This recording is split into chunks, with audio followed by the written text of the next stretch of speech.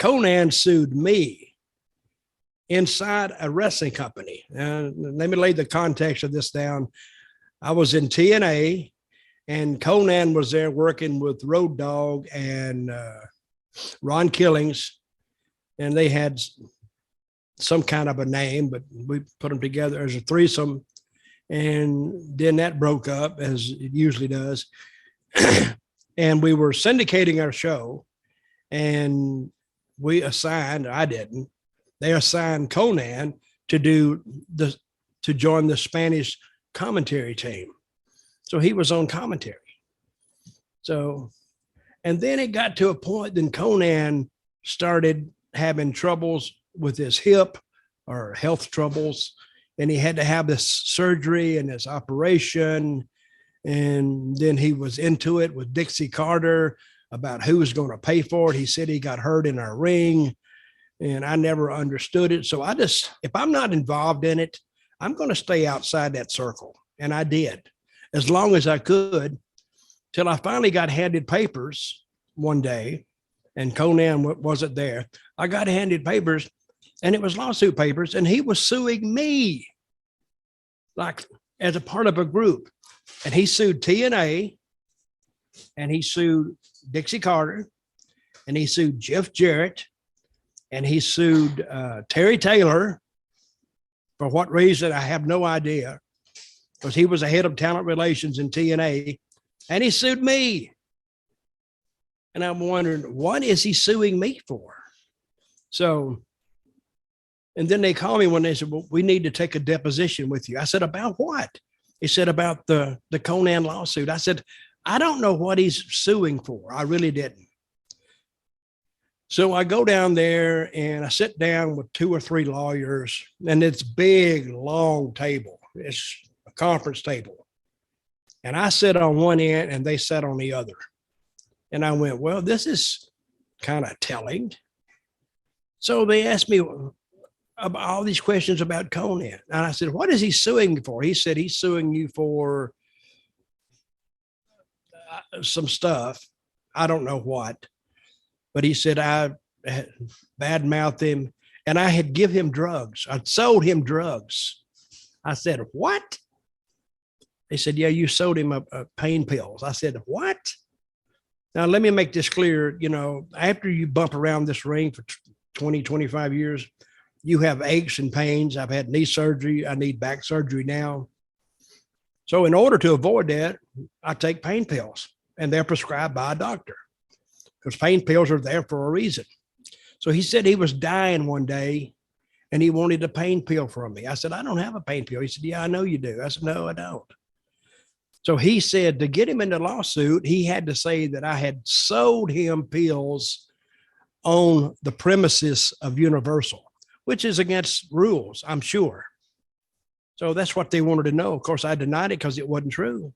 And then he sued me for not racism so much, but something similar to that, which I denied also. So he went through the system, and I think they settled out of court. He wanted $500,000. That's what he sued for. I don't know what he got. I don't think he got much.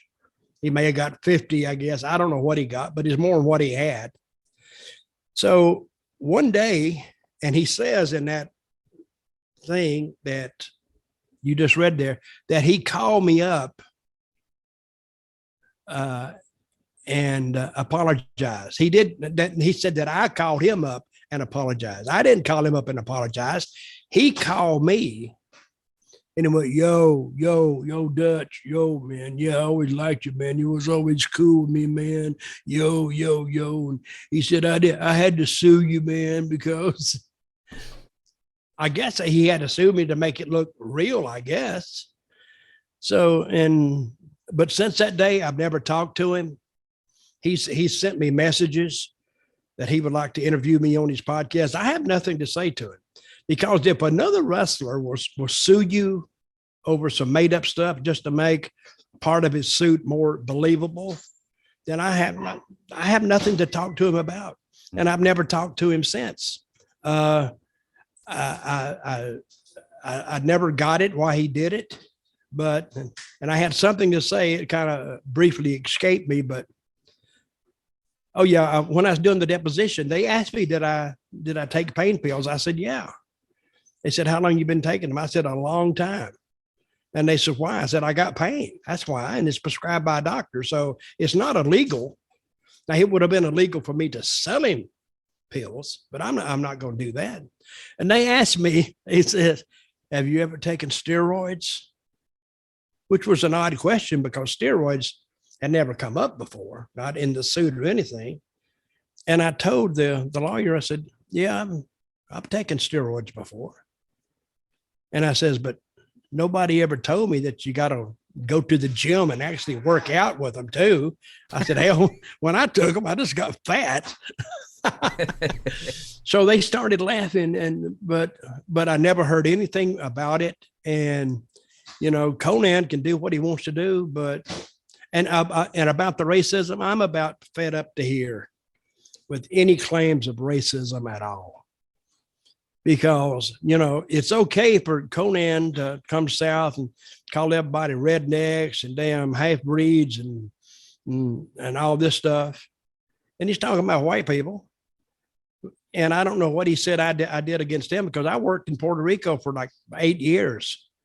You know, they spoke Spanish, and I have no ill racial feelings toward Puerto Ricans or Mexicans or anybody else for that matter, because I have to work with these people. And they're people to me. I don't look at that. I don't look at color or anything because Ron Killings, I love him to death. These guys. Do I have a lot of black friends? No, because I have no reason to be around them, but I have had, and I've invited them to my house and everything. There's no different. But this racism deal, that's when it was new and you could cause that, but I never did that. And this is another thing. They give me that Zeb Colter thing in WWE because of the same thing. I'm down south. So immediately people up north, if you're from down south, they immediately assume two things. You're racist and you're screwing your sister. That's exactly what they say automatically without knowing anything about you. And when this Southern drawl comes out, you're saddled with all those, you know, preconceived notions about Southern people. And that's why he brought that up. With Konnan, do you know what he specifically sued anybody else for other than you? Well, he was suing them because he said he got hurt in the ring. And we made him go to the ring and work when he was hurt, which I immediately denied. I said, actually, I would pay him not to go to the ring to work because his work's horrible.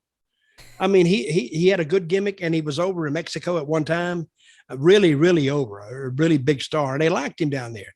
And of course, that was because, you know, before he was hurt. But Konnan is good in the ring. I'm not taking anything from him. But as far as trying to hold him back, never tried to hold him back. I wish he could have sold 10,000 tickets. We'd have booked him every day.